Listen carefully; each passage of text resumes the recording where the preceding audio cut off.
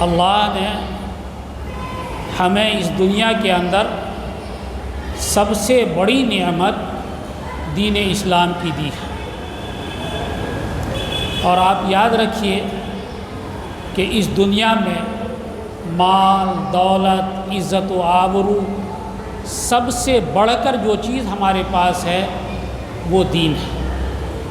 اس دین کے مقابلے میں نہ کوئی مال ہے، نہ کوئی عزت و آبرو ہے، نہ کوئی عہدہ اور منصب ہے، کوئی چیز نہیں۔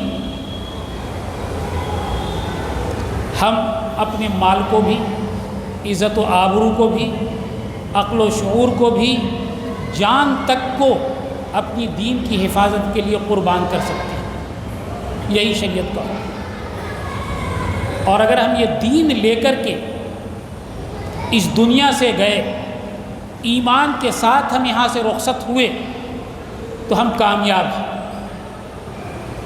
اللہ تبارک تعالیٰ نے یہی ہمیں حکم دیا ہے، یا ایھا الذین آمنوا اتقوا اللہ حق تقاتہ ولا تموتن الا وانتم مسلمون، یعنی ہماری دنیا کی زندگی بھی جو گزرے وہ اللہ کے احکام کے مطابق ہو۔ اتقوا اللہ حق تقاتہ یعنی مکمل طور پر اسلام کے مطابق زندگی گزرے، اور موت بھی آئے تو اس حال میں کہ ہم صاحب ایمان ہیں، ہمارا پورا عمل اسلام کے مطابق ہو، ظاہر بھی باطن بھی۔ مسلمون کا لفظ ہے وانتم مسلمون ولا تموتن الا وانتم مسلمون کا قرآن، کہ ظاہری طور پر بھی ہم مکمل اسلام کے ماننے والے ہوں، ہمارے ہر عمل، ہر کردار سے اسلامی جھلک۔ چانچہ آپ دیکھتے ہیں کہ ہمارا آج بھی اس گئے گزرے زمانے میں بھی ہماری جو حالت بھی بن چکی ہو، لیکن جب کوئی بچہ پیدا ہوتا ہے تو سب سے پہلے اس کے کان میں اذان دی جاتی ہے، اذان اور اقامت کہی جاتی ہے، یعنی دنیا میں آنے کے ساتھ سب سے پہلی آواز جو بچے کے کان میں پڑے وہ اسلام کی ہو، اللہ کی ہو، اس کو کامیابی کہتے ہیں، حی علی الصلاح حی علی الفلاح، نماز کے لیے اور کامیابی کے لیے، گویا کہ نماز کی طرف بلاتے ہیں تو گویا کامیابی کی طرف بلا رہے ہیں، کہ دنیا میں بھی جب تک کہ وہ رہے پورے طور پر اسلام کا پابند ہو کر کے رہے، اور جب مرتا ہے کوئی بھی ہو، کسی حال میں بھی ہو، چاہے وہ اسلام پر عمل کرتا ہو نہ کرتا ہو، لیکن اگر وہ مسلمان ہے تو ہم اس کی جنازے کی نماز پڑھتے ہیں، اور جنازے کی نماز پڑھ کر کے اس کو ہم باقاعدہ اسلامی طریقے پر کفن دفن کرتے ہیں، شریعت کے مطابق اس کو دفناتے ہیں۔ تو آپ یہ دیکھیں کہ ایک مسلمان جب اس دنیا میں آتا ہے اس وقت بھی، اور جب دنیا سے رخصت ہوتا ہے تو اس وقت بھی، یہ بیچ کے جو اوقات ہیں، بیچ کے جو لمحات ہیں ہمارے پیدا ہونے کے بعد سے لے کر کے مرنے تک کے، اسے اللہ رب العزت نے کہا کہ بالکل اسلام کے مطابق گزارنا چاہیے۔ ہماری کوتاہی یہی ہوتی ہے، ہم ابتدا بھی عمل کر لیتے ہیں اور انتہا بھی کر لیتے ہیں، لیکن بیچ کا حصہ چھوڑ دیتے ہیں۔ اب بیچ کا فاصلہ ہم سمجھتے بہت لمبا چوڑا ہو، حالانکہ آپ جانتے ہیں کہ بچے کے پیدائش پر آپ اذان دیتے ہیں اور جنازے کی نماز میں اور اقامت بھی کہہ دیتے ہیں، جنازے کی نماز میں نہ اذان ہے نہ اقامت، گویا اس نماز کی اذان اور اقامت پیدا ہوتے ہی کہی جا چکی ہے۔ عام نمازوں میں آپ دیکھتے ہیں کہ اقامت اور اللہ اکبر، امام کے اللہ اکبر کہنے کے درمیان کتنا فاصلہ رہتا ہے، چند سیکنڈ کا۔ ہماری زندگی بس وہی ہے، اور قیامت کے دن تو اتنی بھی نظر نہیں آئے گی۔ ان اوقات کو اللہ رب العزت نے کہا کہ اچھے انداز میں گزارو، بہترین انداز میں گزارو، حق تقاتہ، بالکل اللہ تبارک تعالیٰ سے جس طرح سے اللہ نے ہم سے مطالبہ کیا ہے زندگی گزارنے کا، اس طرح سے ہم گزاریں۔ ہم اگر اس طرح سے زندگی گزاریں گے اور معاشرے اور سماج میں ہم لوگوں کے سامنے اس کو پیش کریں گے تو لوگ ہم سے ہمارے دین کو پہچانیں گے، ہم یہاں تقریر کر لیں، کتابوں میں لکھ دیں، اس سے اتنا لوگ نہیں پہچانتے، لیکن ہم جب بازار میں نکلتے ہیں، سماج اور معاشرے میں رہتے ہیں، لوگوں کے ساتھ جب معاملات کرتے ہیں، وہ ہمارے رہن سہن، طرز زندگی کو، ہماری شادی بیاہ کو، تقریبات جو ہوتے ہیں، دکانوں میں جو ہم کاروبار کرتے ہیں، ان کاروبار کو، جس آفس میں، جس دفتر میں ہم ملازمت کرتے ہیں، تو ہماری ملازمتوں کو، ہمارے وقت پر آنے اور وقت پر جانے کو، ڈیوٹی کے انداز کو، وہاں کام کے انداز کو، کہ کام ہم کس طرح کرتے ہیں نہیں کرتے ہیں، اور اگر اللہ نے کوئی عہدہ اور منصب دے دیا تو اس منصب کے تئیں ہم کتنا انصاف کرتے ہیں، یہ ساری چیزیں لوگوں کے سامنے آتی ہیں۔ دکاندار ہیں تو ہم لین دین میں کیسے ہیں، کتنے سچے اور امانت دار ہیں، اس لیے کہ اسلام جو ہے ہماری پوری زندگی کو محیط ہے۔ نماز روزہ اس کا نام نہیں ہے صرف کہ ہم نماز پڑھ لیں 5 وقت کی، روزے رکھ لیں، حج کر لیں، ہو جائے آپ پاری، پوری زندگی ہماری آزاد ہو، یہ بالکل نہیں، قطعاً اسلام نہیں کہتا۔ ہماری اصل زندگی تو وہی معاشرے اور سماج کی ہے۔ اسی لیے آپ صلی اللہ علیہ وسلم نے فرمایا کہ التاجر الصادق الامین وانا کہاتین، سچا امانت دار تاجر اور میں قیامت کے دن اس طرح ہوں۔ یعنی ہم جو کاروبار کرتے ہیں، تجارت کر رہے ہیں، اپنی معیشت کو درست کرنے کی فکر کر رہے ہیں، لیکن ہم نے اس میں سچائی اور امانت داری کا ثبوت دے رہے ہیں، یہ عین دین ہے، مطلوب ہے دین میں۔ مال کوئی بری چیز نہیں ہے، مال کے کمانے کا حکم ہے۔ ایک روایت میں اللہ کے رسول صلی اللہ علیہ وسلم نے فرمایا طلب کسب الحلال فریضۃ بعد الفریضہ، حلال روزی کا کمانا اسی طرح فرض ہے جس طرح نماز، روزہ، حج، زکوٰۃ فرض ہے۔ ہم حلال روزی حاصل کر رہے ہیں اس کے ذریعے سے، لیکن اس میں سچائی اور امانت داری، تو معاشرے اور سماج میں آپ جائیے اور سچائی اور امانت داری کا آپ ثبوت دیجئے، تو آپ کی زندگی سے غیروں کو بھی سبق ملتا ہے۔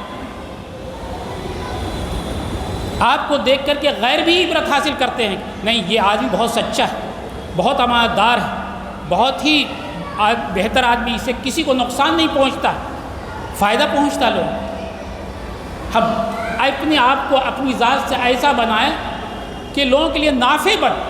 آپ صلی اللہ علیہ وسلم نے ایک روایت میں فرمایا خیر الناس من ينفع الناس، لوگوں میں بہتر شخص وہ ہے جو لوگوں کے لیے مفید ہو۔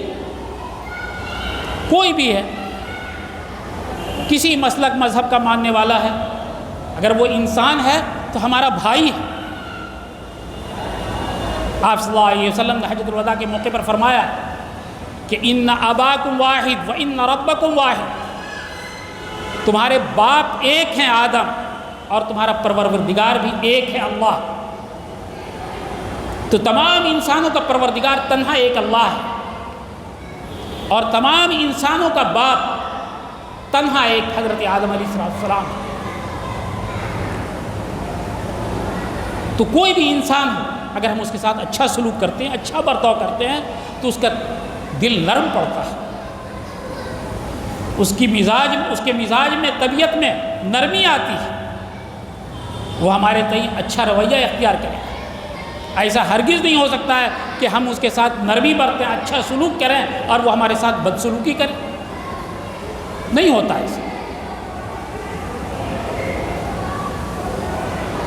لیکن ہم نے اسلام کو، اپنے مذہب کو صرف اور صرف مسجدوں تک کے محدود کر رکھا۔ قرآن ہم پڑھتے ضرور لیکن سمجھتے نہیں، عمل نہیں کرتے۔ اگر کسی نے سمجھ لیا تو عمل نہیں کر رہا۔ احادیث ہم پڑھتے پڑھاتے ضرور لیکن اس پر عمل نہیں کرتے۔ رسول اللہ صلی اللہ علیہ وسلم کی سیرت ہم پڑھتے پڑھاتے ضرور ہیں لیکن آپ صلی اللہ علیہ وسلم کے طریقے پر عمل نہیں کرتے۔ صحابہ کرام رضوان اللہ علیہم اجمعین نے جس طرح سے آپ سے دین کو سیکھا، سمجھا اور اس پر عمل کیا اور لوگوں تک کے پہنچایا، جو فریضہ تھا وہ فریضہ ہم سے چھوٹ گئی۔ ہم اس سے ہٹ گئے۔ اصل اللہ رب العزت نے یہ دین ہم کو دیا، اسی لیے دیا یہ دین تاکہ ہم اس کو سمجھیں، اس پر عمل کریں، اور عمل کر کے دنیا کے سامنے نمونہ پیش کریں، تاکہ اس نمونے کو دیکھ کر کے دنیا اس کی طرف لپکے، اس پر عمل کرے۔ آج سب سے زیادہ کمی اس نمونے کی ہے۔ آپ صلی اللہ علیہ وسلم کی ذات کو اللہ رب العزت نے ہمارے لیے، امت کے لیے نمونہ بنا کر کے پیش کیا۔ وَلَكُمْ فِي رَسُولِ اللَّهِ أُسْوَةٌ حَسَنَةٌ۔ اللہ کے رسول صلی اللہ علیہ وسلم نے صحابہ کرام کی پوری ایسی تربیت کی کہ وہ صحابہ کرام بعد کی قوموں کے لیے نمونہ بنے۔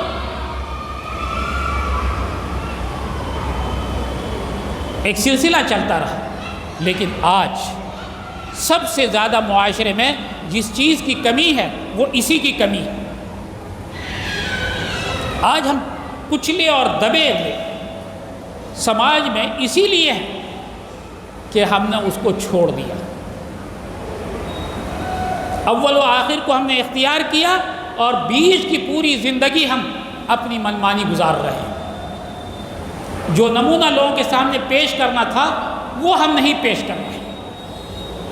اگر سماج میں، معاشرے میں ہم وہ نمونہ آج بھی پیش کرنے لگے، آج بھی ہماری دکانوں سے، کاروبار سے لوگوں کے اندر دین اسلام کی بو نظر آنے لگے، محسوس ہونے لگے، تو ہمارے کاروبار میں بھی ترقی ہوگی، ہمارے سماج اور معاشرے میں بھی ترقی ہوگی، ہم خود بلند ہوں گے اور دوسروں کو بلند کرنے کا ذریعہ بنیں گے، دوسروں کو اسلام کی طرف راغب کرنے کا ذریعہ بنیں گے۔ ملیشیا کے بارے میں آتا ہے تاریخ میں کہ وہاں اسلام جو پھیلا وہ ایک تاجر کی امانت داری کی وجہ سے۔ کپڑے کا ایک تاجر پہنچا جو مسلمان تھا، بادشاہ وقت نے کپڑے خریدے، تھان کے تھان اس نے کپڑے لے لیے، اس کو کیا کمی لے نہیں پائے، اس کے سارے کپڑے بک گئے وہیں پر، بادشاہ نے سب خرید لیے، وہ بیچ کر کے چلا آیا۔ واپس جب گھر آیا تو اسے یاد آیا کہ ان تھانوں میں ایک تھان خراب تھا جس کی قیمت ہمیں کم لینی چاہیے یا اس کو ہمیں بتا دینا چاہیے تاکہ معاملہ صحیح ہو۔ یہ تو دھوکہ ہو گیا کہ ہم نے تھانوں میں ایک خراب تھان بھی ہم نے شامل کر دیا جو بالکل بہتر نہیں تھا۔ وہ دوسرے روز پہنچا، نیچے کے لوگوں نے کہا کہ بھائی تم کو پیسے مل گئے، بادشاہ کے دربار کون تم کو تلاش کرنے جا رہا ہے؟ ارے اتنے ہوتے رہتے ہیں، کتنے لوگ آتے ہیں ٹھگ کر کے چلے جاتے ہیں، جاؤ ہو گیا، اب اس کی ضرورت نہیں ہے۔ کہ نہیں، اس نے کہا یہ بالکل ممکن نہیں، میرے لیے وہ پیسہ جائز نہیں ہوگا، یہ امانت کے خلاف بات ہے۔ بات پہنچ گئی بادشاہ تک کے، بادشاہ نے بلایا اس کو، کہا کہ بھائی یہ تو میں نے کبھی دیکھا نہیں، لوگ تو اپنے آپ کو داد دیتے ہیں اور دوسروں سے بھی داد تحسین حاصل کرتے ہیں کہ گھٹیا مال بھی میں نے اچھی قیمت پر بیچ دیا۔ آج کاروبار میں یہی ہوتا ہے کہ گھٹیا مال بھی اچھی قیمت پر جو بیچ دے تو بڑا کامیاب تاجر سمجھا جاتا ہے، اور بڑا فخر سے وہ بیان بھی کرتا ہے اس کو، لیکن یہاں تو معاملہ ہی دوسرا۔ اس نے کہا نہیں بالکل نہیں۔ تو اس نے بادشاہ نے پوچھا کہ آخر کس چیز نے تم کو اس پر آمادہ کیا، تم کیوں آئے؟ ہم نے تم کو تلاش نہیں کیا، تم کو بلایا نہیں، تم سے ہم نے کوئی مواخذہ بھی نہیں کیا، تو یہ اندر کی چیز جو تمہارے اندر کس چیز نے تم کو آمادہ کیا اس پر؟ تو اس نے صاف صاف کہا ہمارا دین جو ہے، ہمارا مذہب جو ہے، اس نے ہم کو آمادہ کیا کہ یہ غلط تم نے کیا ہے، امانت کے خلاف ہے، یہ درست نہیں ہے تمہارے لیے، اس لیے جاؤ، ہمیں اللہ کا ڈر ہے، آخرت میں مواخذے کا ڈر ہے۔ اپنے الفاظ میں اس نے کہا، میں ترجمانی کر رہا ہوں۔ پھر اس نے پوچھا کہ یہ دین ہے کیا، اسلام ہے کیا؟ آج ہمیں افسوس سے کہنا پڑ رہا ہے کہ اگر ہم اس پورے مجمع میں پوچھ لیں کہ ذرا سا مذہب کی اسلام کیا ہے، ایمان کیا ہے، ذرا اس کی تشریح کر دیں دو چار الفاظ میں، نہیں کر پائیں گے، ہم میں سے اکثر لوگ نہیں کر پائیں گے۔ ہم مسلمان ہیں، بس اتنا جانتے ہیں کہ مسلمان، لیکن ہمارا مذہب کیا ہے، کیا سکھاتا ہے، کیا بتاتا ہے، ہم نہیں جانتے۔ جب اس نے مذہب کو بتایا، سمجھایا اسے، تو اس نے اسلام قبول کیا۔ بادشاہ وقت جب قبول کر لے تو وزراء اور دوسرے درباری اور دوسرے لوگ عوام رعایت قبول کرنا آسان ہو جاتا ہے۔ اس طرح وہاں اسلام پھیل گیا۔ اب آپ بتائیے کہ ایک تاجر کی امانت داری سے ایک ملک مسلمان ہو جاتا ہے۔ تجارت کے ہی راستے سے اسلام یہاں آیا بھی ہے اس ملک میں۔ آج بھی اگر کوئی امانت داری کا ثبوت دیتا ہے، سامان اپنی دکان میں اچھا رکھتا ہے، قیمت مناسب لیتا ہے، اس کی دکان زیادہ چلتی ہے دوسروں کے مقابلے میں۔ آفسوں میں اگر وہ کام کرنے جاتا ہے، وقت پر پہنچتا ہے، وقت پر نکلتا ہے، کام صحیح ڈھنگ سے کرتا ہے، رشوت بالکل نہیں لیتا ہے، خود اس آفس کے دوسرے ملازمین اس کی قدر کرتے ہیں، اس کو عزت کی نگاہ سے دیکھتے ہیں، غیر بھی قدر کرتے ہیں اور اپنے لوگ بھی قدر کرتے ہیں۔ یہ چیز کہاں سے آ جاتی ہے؟ معلوم ہے سچائی اور امانت داری، اس کے اندر اللہ رب العزت نے یہ چیز رکھی ہے۔ آج ہم بالکل اس سب سے بالکل عاری ہو چکے ہیں۔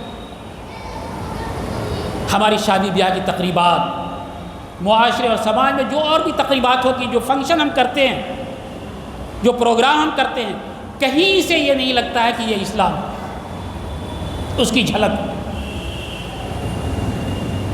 امیر شریعت سادس حضرت مولانا سید نظام الدین صاحب رحمۃ اللہ علیہ ایک نکاح میں تشریف لے گئے، اور وہاں انہوں نے خطبہ نکاح سے پہلے یا خطبہ نکاح کے بعد اردو میں تقریر کی، اور ان کا یہ کہنا ہوتا تھا کہ جو ہم خطبہ پڑھتے ہیں عربی میں، اسے سمجھانا چاہیے کہ اللہ نے اس موقع پر کیا حکم دیا ہے، کیا چیزیں بتائی۔ تو کہتے ہیں وہ مجمع ایسا تھا کہ اس میں ہندوؤں کی بھی بڑی تعداد تھی، غیر مسلموں کی بھی بڑی تعداد تھی۔ اس میں ایک صاحب جو بڑے عہدے پر تھے، حکومت کے بڑے عہدے پر تھے، کہہ رہے ہیں وہ بعد میں آ کر کے مجھے ملے اور کہا کہ مولانا صاحب ہم نے آج تک کے نہیں سمجھا تھا کہ یہ نکاح کیا ہے، اسلام میں کیا چیز ہے یہ۔ آج ہم کو بڑا اچھا لگا آپ کا بیان۔ ہم اپنے بیٹے کی شادی کریں گے تو اس میں پنڈت جی جو چاہے کریں اپنا کرتے رہیں گے، لیکن لیکچر آپ کا ہوگا۔ مولانا ہنسنے لگے، مسکرانے لگے، لیکن اس پر ان کا اثر ہوا۔ آپ یہ غور کیجیے کس چیزوں پر۔ آج ہمارے معاشرے میں جو شادی بیاہ ہوتی کیا غیروں سے الگ ہے؟ کروڑوں روپے ہم شادی بیاہ پر خرچ کرتے ہیں، لاکھوں روپے ہم شادی بیاہ پر خرچ کر دیتے ہیں۔ ہمیں ذرہ برابر احساس بھی ہوتا ہے کہ کل اللہ کے ہم کیا حساب دیں گے۔ نیک راہوں میں، نیک راستوں میں، غریبوں پر، پریشان حالوں پر، مسجدوں میں، مدرسوں میں، دین کی خدمت میں ہم سے خرچ نہیں کیا جاتا، پیسے نہیں نکلتے۔ 5-10 روپے ڈال دیا بہت ہو گیا، کوئی محتاج پریشان حال آیا 2-4 روپے دے کر کے اس کو تنخواہ دیا، لیکن اپنی تقریبات میں لاکھوں روپے ہم برباد کر دیتے ہیں۔ کل قیامت کے دن کا حساب دینا پڑے گا تو ہم کیا ہوگا ہمارا؟ اور اس کا غلط اثر دوسروں پر جاتا ہے کہ دوسرے لوگ جس طرح کر رہے ہیں ویسے ہی ہم بھی کرتے ہیں۔ شادی بیاہ تو منگنی جو ہوتی ہے، منگنی کے نام پر جو کوئی چیز ہے ہی نہیں شریعت میں، اس پر لوگ لاکھوں روپے خرچ کر دیتے ہیں، بلکہ کروڑوں تک کے پہنچا دیتے ہیں۔ اللہ نے اسی لیے پیسے دیے تھے۔ اس لیے اس وقت سب سے زیادہ جو ضرورت ہے وہ اس چیز کی ضرورت ہے کہ ہم قوم کے سامنے، ملت کے سامنے، سماج کے سامنے اور پوری انسانیت کے سامنے، اس لیے کہ یہ دین پوری انسانیت کے لیے، تمام انسانوں کا یہ مذہب ہے، ہمارا صرف نہیں۔ اللہ کے رسول صلی اللہ علیہ وسلم کے لیے وَمَا أَرْسَلْنَاكَ إِلَّا كَافَّةً لِلنَّاسِ، آپ صلی اللہ علیہ وسلم کو تمام لوگوں کے لیے اللہ نے بھیجا ہے۔ قرآن کریم تمام انسانوں کی کتاب ہے، تمام انسانوں کی ہدایت کے لیے۔ شہر رمضان الذی انزل فیہ القرآن ھدی للناس، ھدی للناس کہا گیا۔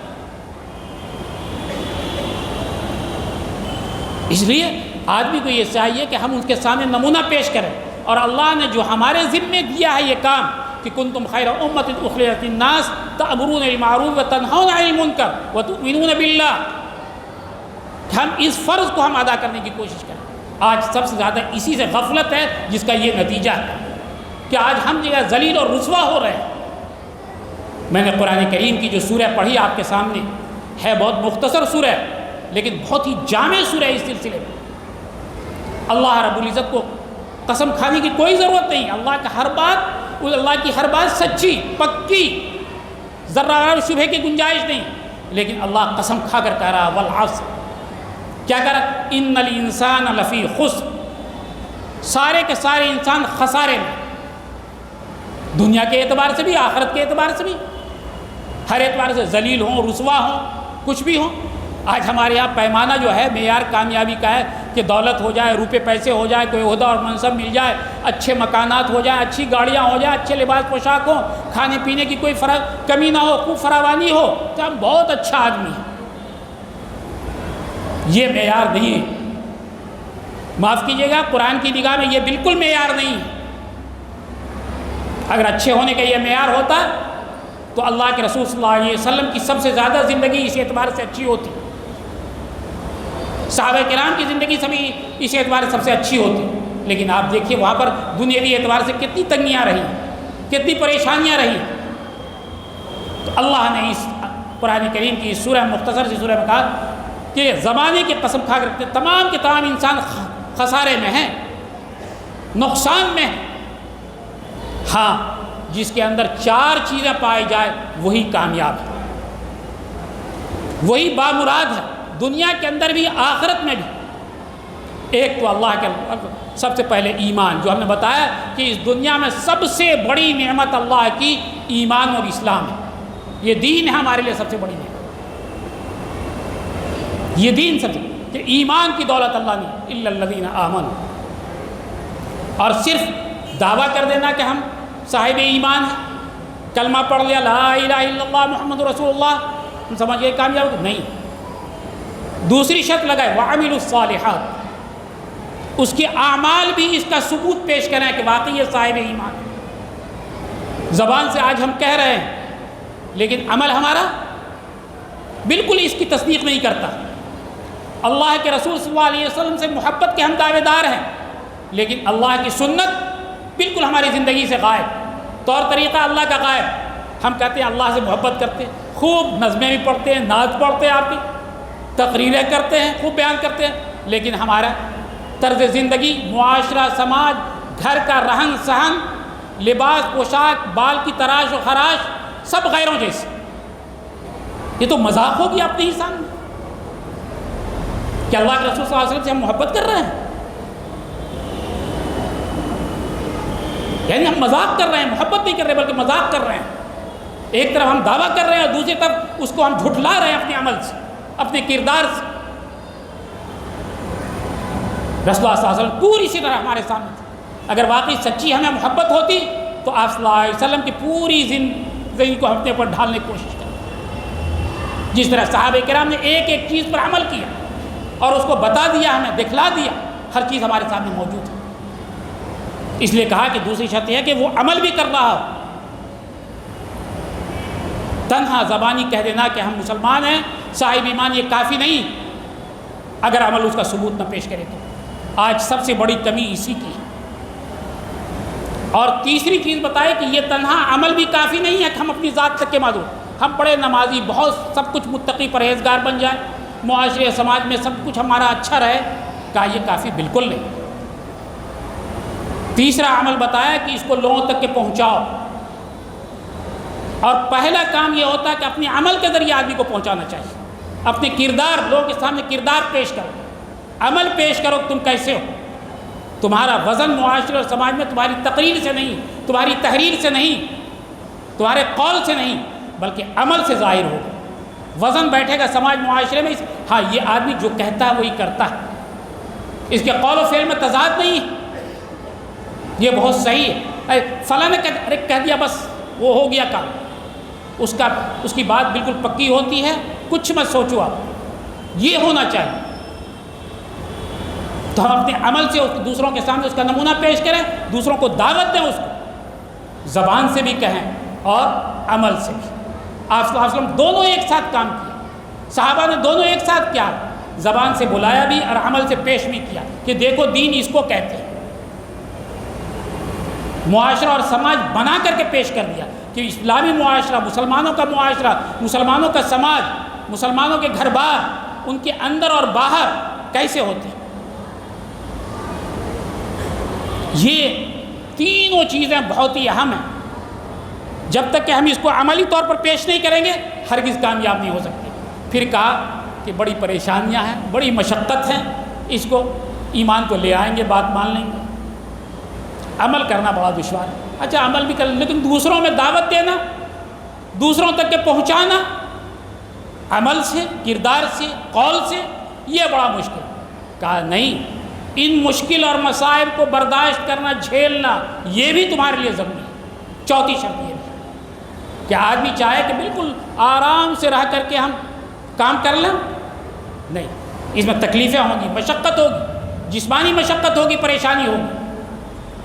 ہم اے سی میں بیٹھ کر کے، اے سی گاڑی میں چل کر کے، اور ہم چاہیں کہ بس سماج اور معاشرے میں سب ٹھیک ٹھاک ہو جائے، اس کے لیے اپنا کردار پیش کرنا پڑے گا، مشقتیں برداشت کرنی پڑے گی۔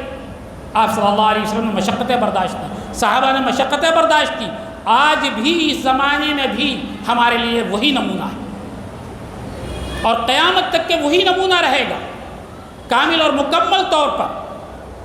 اس لیے بھائیوں، اگر جب تک کہ ہم ان چار چیزوں کو نہیں اپنائیں گے کہ اللہ پر ایمان بھی ہو، ہمارا عمل بھی اس کے مطابق ہو، دوسروں میں اپنے عمل و کردار کے ذریعے، قول و فعل کے ذریعے اس کی تبلیغ بھی کریں، اور جو بھی مشقت پریشانی آئے ہر طرف سے ہم اس کو برداشت کریں۔ آج لوگ تھوڑی تھوڑی مشقت بیان کر کے چاہتے ہیں کہ اسلام میں ہماری یہ اجازت ہے، یہ چھوٹ ہو جائے، وہ چھوٹ ہو جائے۔ اسلام تو بہت آسان مذہب ہے، بہت آسان، بہت سال ہے، حوالہ دیتے ہیں اس کا، اور اپنے نفس کے مطابق کرنا چاہتے ہیں، تھوڑی بھی مشقت برداشت نہیں کرتے۔ نہیں، مشقت برداشت کرنی پڑے گی۔ دنیا کے لیے آپ مشقت برداشت کرتے ہیں، دکان پر کاروبار چل رہا ہو تو رات رات بھر آپ جاگ جاتے ہیں، مشقت والا سفر کرتے ہیں، آپ بیمار ہو گئے تو آپریشن کراتے ہیں، اس کی مشقتیں برداشت کرتے ہیں، اور دین کے لیے کوئی مشقت نہیں، کوئی پریشانی نہیں، جان اور مال دونوں کی مشقتیں برداشت کرنی پڑے گی، تب جا کر کے آپ کامیاب ہوں گے۔ اس زمانے میں سب سے زیادہ اسی کی ضرورت ہے بھائی۔ اگر آپ ان چیزوں کو اپنائیں گے تو دنیا اور آخرت دونوں میں آپ کامیاب ہوں گے، نہیں تو عند اللہ بھی مواخذہ ہوگا، اور اس دنیا کے اندر جو ذلت اور رسوائی ہے اس سے بھی آپ بچ نہیں سکیں گے۔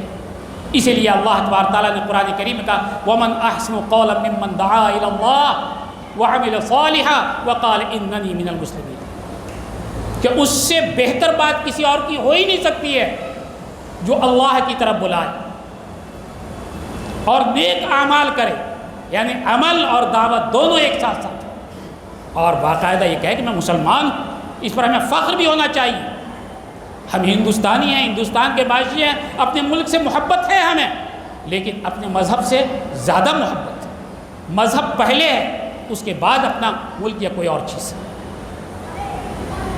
اس لیے ہمیں اب تو سمجھنا چاہیے، اور یہ جو بھائی ہمارے ہیں، برادران وطن ہیں، ان کو ہم محبت کی نگاہ سے دیکھیں کہ بیچاروں کو شیطان نے برگلا دیا، شیطان نے الگ کر دیا۔ اگر ہم اپنے کردار سے ان کو پیش کرتے، عمل پیش کرتے، یہ نوبت نہیں آتی۔ مریض بیچارہ پریشان حال ہو، اس میں تیماردار کو برا بھلا کہہ دیتا ہے، گالی گلوچ کر دیتا ہے، تیماردار برداشت کرتا ہے کہ نہیں کرتا ہے؟ آپ یہی سمجھیے کہ آپ تیماردار ہیں، ڈاکٹر ہیں، وہ بیچارہ بیمار ہے، اپنا عمل اور کردار پیش کیجیے گا تو وہ کل آپ سے قریب ہو جائے گا، آپ کو دوست بنا لے گا۔ اس لیے اس کی ضرورت ہے۔ اللہ کے رسول صلی اللہ علیہ وسلم نے بھی ہم کو یہی حکم دیا، الا فلیبلغ الشاہد الغائب، جو تم میں موجود ہے، حجۃ الوداع کے موقع پر کہا تھا، وہ جو موجود نہیں ان تک کے پہنچائیں اس کو، یعنی جس کو دین کی واقفیت ہے، دین کی معلومات ہے، اللہ نے ہمیں اس کی توفیق دے دی ہے، ہماری ذمہ داری بنتی ہے کہ ہم دوسروں تک اس کو پہنچائیں، اس فریضے کو ہم انجام دیں جس حد تک کے ہو سکے، جس تک کہ ممکن ہو، اور اس میں سب سے زیادہ اہم رول ہمارے کردار اور عمل کا ہے۔ شادی بیاہ کی ایسی تقریبات شادی ہم کریں کہ لوگوں کے سامنے لگے بھائی یہ شادی اتنا آسان ہے، ہم نہیں جانتے، غیروں کو دعوت دیں، وہ دیکھیں ہمارے معاشرے سماج کو، ان کی خوشی اور غم میں ہم بھی شریک ہوں، شریعت کے دائرے میں رہتے ہوئے، شریعت کے دائرے سے ہٹ کر کے نہیں، تاکہ ان کو ہم اپنا بنانے کی کوشش کریں، ہم ان کو یہ یقین دلا سکیں ہم ان کے بہی خواہ ہیں، دوست ہیں، دشمن نہیں، تاکہ ان کو ہم اپنے قریب کر سکیں۔ اللہ تبارک تعالیٰ ہمیں اس کی توفیق عطا فرمائے۔ ربنا آتنا فی الدنیا حسنۃ وفی الآخرۃ حسنۃ وقنا عذاب النار وآخر دعوانا الحمد للہ رب العالمین وصلی اللہ علی النبی الکریم وعلی آلہ وصحبہ اجمعین۔